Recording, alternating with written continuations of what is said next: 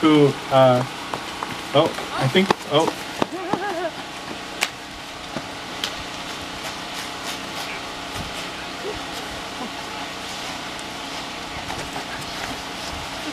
Nonetheless, after sanding my life away, hunched before the diamond-studded lottery screens of eternity into another half-eaten dinner of near-melted Beastables, I decide to stalk buyback my health and wellness journey, so flame a Gwyneth Paltrow's vagina-scented candle to shotgun the telethon into kaleidoscopically boot-sniffed delirium before limping into a dark corner, whimpering despondently till the memories get more menacing than the Pentagon planes impending.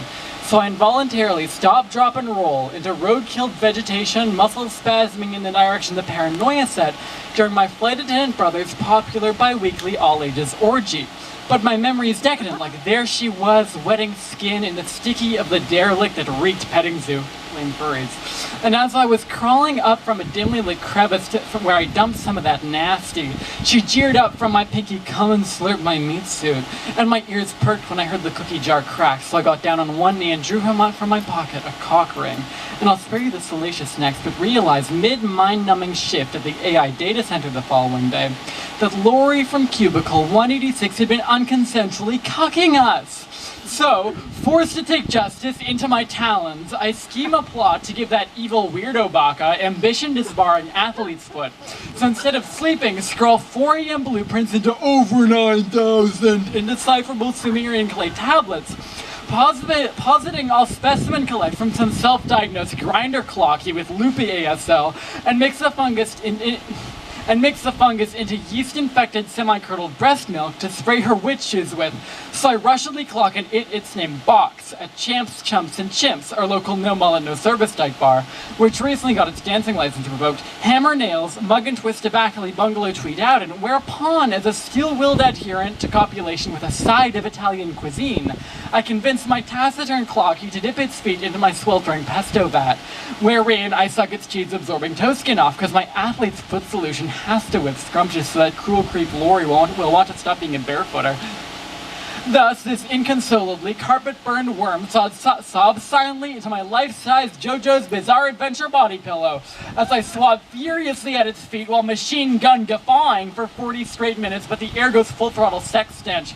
So we rain check to eat each other out on traffic islands, vehemently sliming diarrhea-ass shits into the bug-speckled windshields of passing skibbity toilet cyber trucks, by which time God, a tabarnoshingly rum-soaked Taiwanese fedora cab, whiffs our cologne and orders my dandruff on OnlyFans before sending out a shooting star to guide hordes of holy puppy girl fags laden with coke, poppers, and shrooms to affectionately hate crime us from both sides of the highway. So I whip it out, telephone number and SVPM escort to pull me out in one piece, taking out a greedy payday alone with my prospective inheritance as collateral.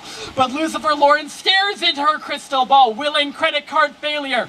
So on the spot, I lividly pronounce the intrepid incorporation of a new cult institutionalized for the explicit aim of osmosing into our ranks a cadre of SUV driving, more granola than thou, white-collar soccer moms to motorcade me everywhere like Elijah Muhammad or something.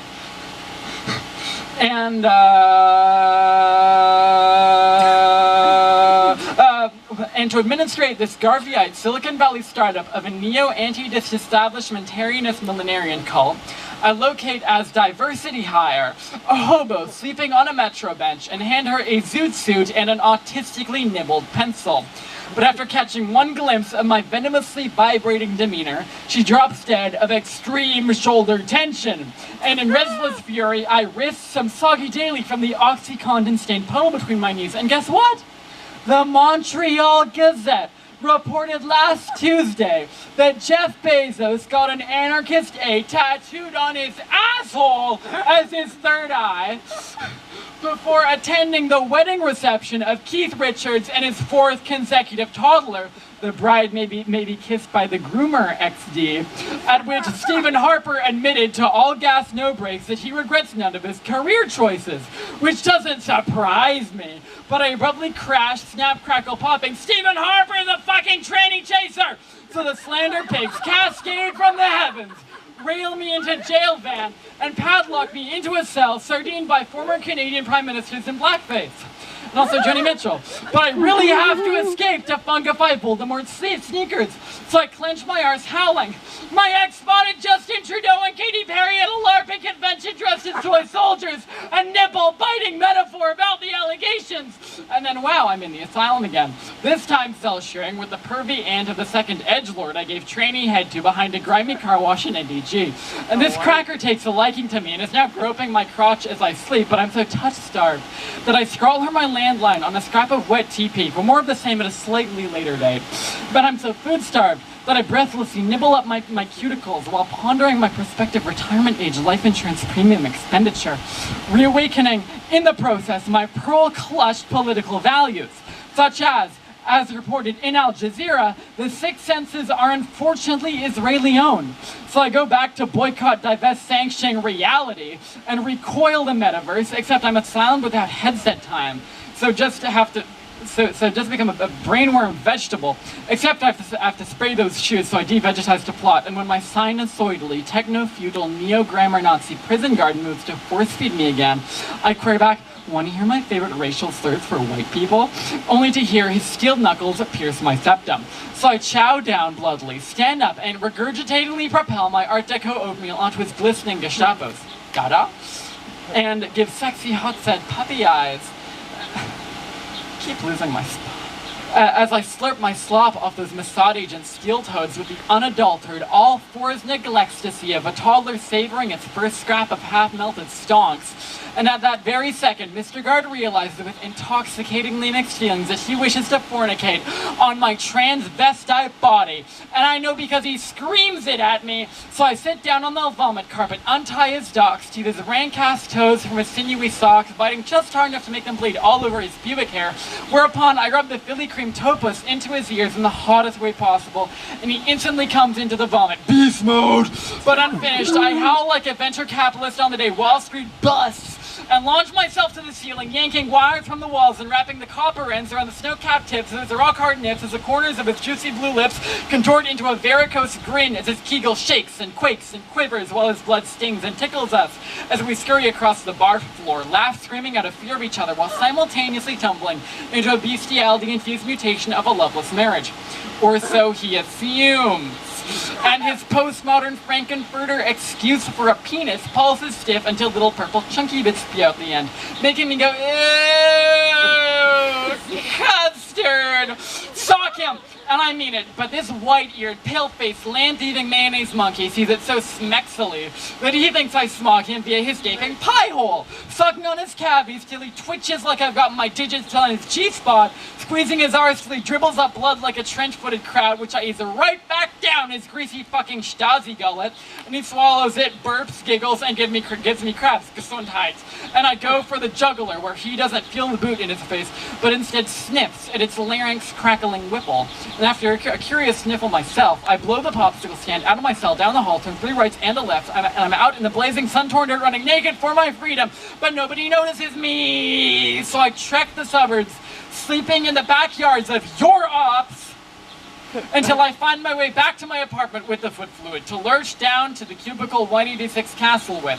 So I'm prancing down the boulevard like a cosmodrome shank, high on life and the angel dust I'm salt-licking a brick of, which enforces my fidget spinner paranoia, suddenly distracting me from my mission as I go on an urgent retributional rampage to dislocate the joints of mullet wearers everywhere. Because of a long festering grudge against student activists, because they cancel me for standing on the wrong side of the escalator. But despite my best bloodhound crouch and sniff, I can't crosshair any wannabe statistics in post-genocidal suburbia. Although I do learn that the mob has been selling zines about mob theory, ACAB is for dentists too, kitten, to polycules of white anarcho-ket junkie dropouts who shoplift because of their gender identities, when suddenly beautiful sounds waft from the local watering hole, inside which is a jukebox blasting Engelbert Humperdinck at ear-shattering volumes. So I mosey on in, and the white dreadlock, telemark skiing, drink-spiking chatterbox barman says, I was unborn for trillions of years and it was whack, followed by, you ever drop DMT? Followed by, no matter how many tax-free charitable donations I make, and nobody will let me forget how I fucked the neighborhood goat as a tween. and sus vibes suddenly emanate, but before vile rumors can entomb my fetid vessel in the pallid squalor of vermin, I interject sheep shagger and egress my ass, whereupon in an aberrationally cannibalistic mood, I reorientate myself to Kentucky Fried Human's bottomless buffet of finger-licking fingers, with a side of boneless pizza, which quenches me so satisfactorily that myself, the patrons, and the entire broccoli-haired wage slave labor force simultaneously cascade into the unbridled passion of unison hymnody. And there's even a musician among us. The kind of trombonist who plays like he's in your house, but you don't know which room. The kind of trombonist who puts the jazz in the jazzle. The kind of trombonist who stays entirely silent yet deservedly begets a standing ovation from the nosebleeds dripping with otherwise unconditionally ambivalent doomsday preppers. But alas, my mission toward Lauren Lugosi's dungeon awaits, and I must be on my merry way, but oh my golly gosh, it's right down the street. I know it's her stucco McMansion, because pit-bulled carefully behind the sparkling white picket fence is their trust fund family's highest evaluated heirloom. A plaster cast of Don Cherry's throbbingly erect member. Allez les Canadiens, allez!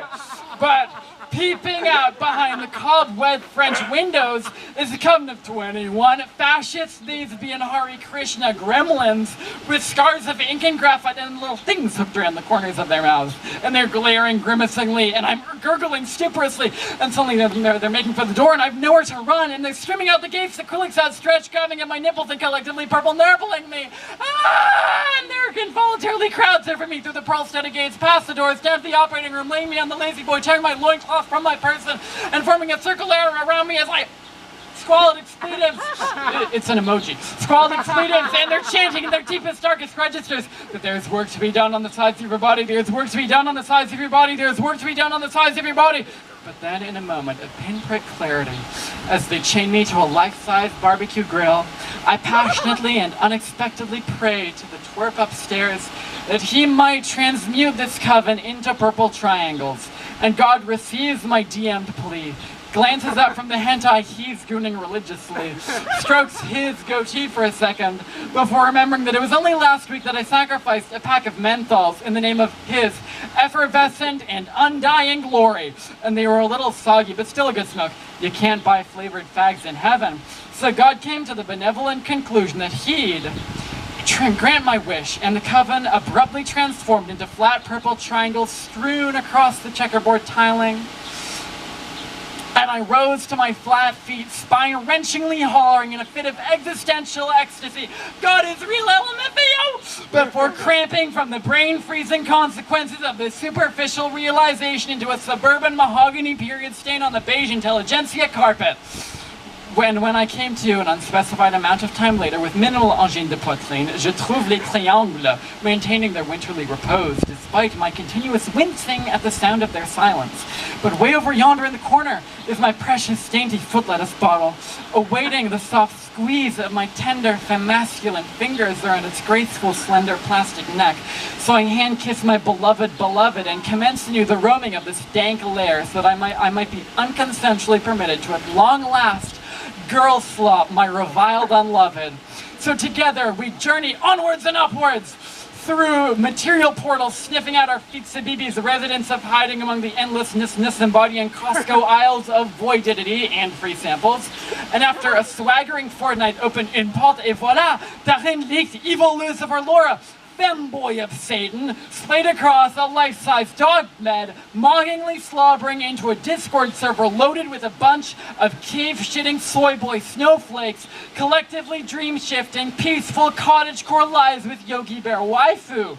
That is, until I zap Laura with a neurospicy brain blast. Wait, hold up, dog. You can't do that in game. You're not neurodivergent. Interrupts my exhaustedly bewildered dungeon master before I shoot back with a bureaucratic zeal and a regrettably put on accent. Does like Dungeons and Dragons dipstick? Before magic missiling him into starstruck oblivion. And Laura stares up wide-eyed at her twitching intruder, and we frigidly kiss, just kidding, but have an awkward conversation about work as we both goose-step around the elephant in the room, which is my self-imposed internment in her abode. So I unzip my elephant suit, launch myself across the room to impromptu jazz hands, spray her feet with the athlete's foot, and the fungus glimmers a gleeful biofluorescent and thanks me for locating a new host by relinquishing its push of my prefrontal cortex, whereupon I forget why I'm crouched under the desk in my coworker's cubicle at the AI Fulfillment Center. But to keep her edging along, I intentionally punctuate a conversation about the workload lately with recurring chasms of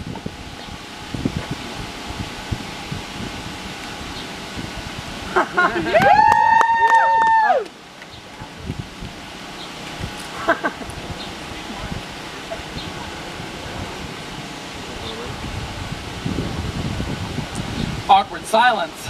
But psych! We actually kiss and also piss into each other's orifices before making babies with a dignified premarital purity. After which we Jack be nimble, Jack be quick it up to the veranda where I give her what I call a backyard Brazilian before crucifying her with nails from the well-stocked garage. A version of manslaughter not usually executed before overtime. So I prevail and whatnot, and Fortnite dance while my cave flutters brilliantly in the breeze, when suddenly she explodes like an undiscovered Cambodian landmine, ejecting every one of her bodily fluids into each crevice within a 6-7 radium. And then from her feces, blood, pus, cum, vomit, and urine arise 6 or 7 deities, deserving of far more veneration than humanity is capable of reasonably giving.